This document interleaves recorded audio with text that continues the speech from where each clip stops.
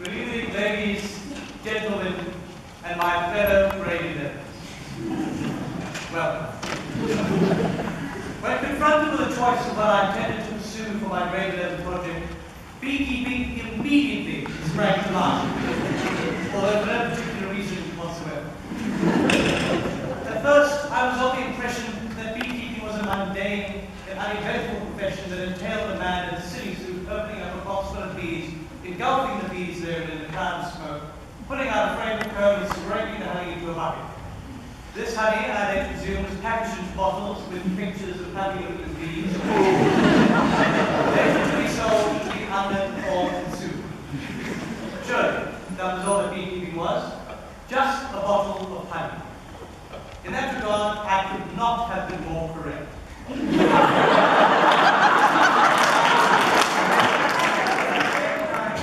I could not have been more mistaken. Beekeeping, or more formally, apiculture, is by definition the conservation and maintenance of colonies of bees within a hive, more often than not for the production of commercially sold honey and its byproducts, which include pollen, propolis, royal jelly, and beeswax. Other functions of this activity include the keeping of bees, the pollination of crops in agriculture, or for the conservation of the species itself. The process of bee domestication is said to have formerly begun in Egypt approximately 5,000 years ago. Domesticated bees during this time were kept in simple clay cylinders, the likes of which are still used in Egypt today. Why the Egyptians have chosen not to move on, nobody knows. However, is that honey harvested from these bees was stored in crude glass jars and was used as an ingredient in embalming fluid and as a sweetener. The insurgence of Christianity in the first millennium saw a rise in the need for the improvement of agriculture in Europe, as demand for wax candles in the ever-increasing number of churches steadily rose. Alcoholic mead, in stark juxtaposition, became one of the most popular drinks in medieval Europe, with thanks to the availability of honey, which is the drink's primary ferment. With each development within the field of practice, honey became more and more accessible, even to the common classes. Such advances in the practice included the development of protective wear and a smoke gun.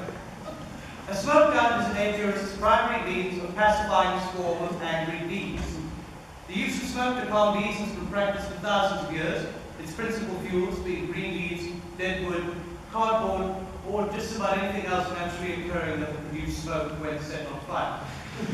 It is imperative that the fuel used in a smoke gun is of a purely natural origin, as bees are prone to dying when engulfing clouds of toxic or inorganic smoke, as are most other animals that breathe. Protective wear, for those who are not quite hardy, pain tolerant, or suicidal, is of utmost importance. Modern standard protective wear requires a hat, a veil, protective clothing, and protective gloves. The sting of a bee, once caught within skin or protective clothing, releases an alarm pheromone. This pheromone attracts and induces a defensive reaction to sting within other bees. Hence, if stung, one need only consult a man with a pair of tweezers, or run like a light pencil in which, in the case of a swarm, it does. The average adult can withstand about 1,000 bee stings. The average adult with an allergy to bee venom is not quite as fortunate. Whilst in attendance in a meeting held by the Southern Beekeeping Association, I learned of the various means by which bee stings can be treated.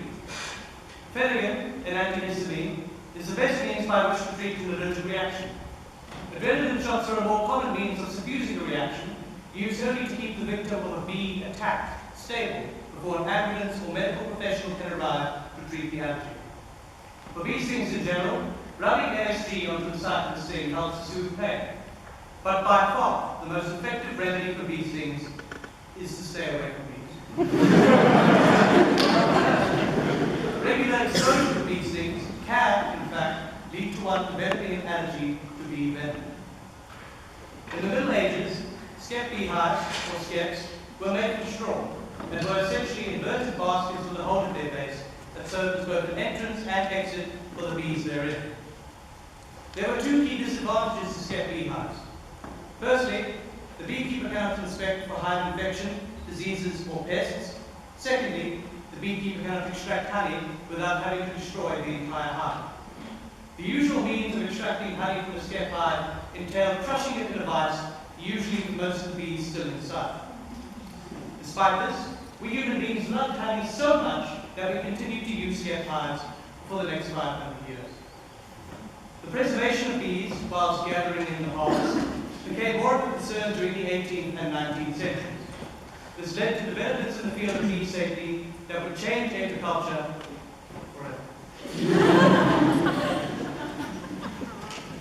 This led to development in Jan Solomon and René Antoine Fauchard de Romeau were the first scientists to use a microscope and dissection to understand the internal anatomy of the honeybee.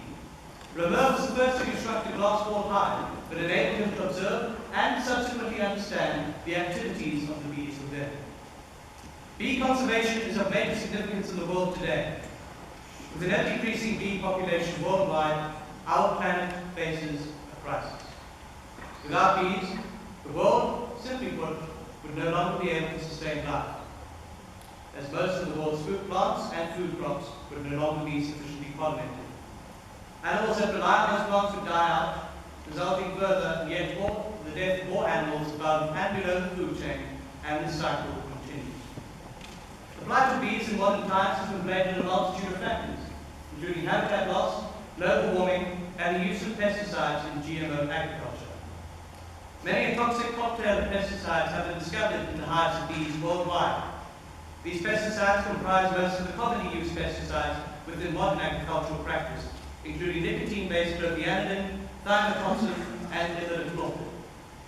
Bees are not killed immediately by these poisons, but instead have to endure weakness, loss of orientation, and the development of defects. These pesticides are carried into the hive by worker bees, thus poisoning other members of the colony, often, if not always, resulting in complete colony collapse. However, it is not the pesticides that are killing the bees, but rather the farmers that choose to use them. On the matter of hives, Thomas Wildman, a Napoleonic war colonel, designed a hive utilizing sliding frames upon which the bees would construct their comb. This, of course, was the predecessor of the modern movable frame hive used today. I decided to go out and construct a hive of a similar style, only replacing the topmost section of the hive with glass jars. I chose to build a glass jar type beehive on account of how intriguing it looked, and because I have never seen anything like it in my life.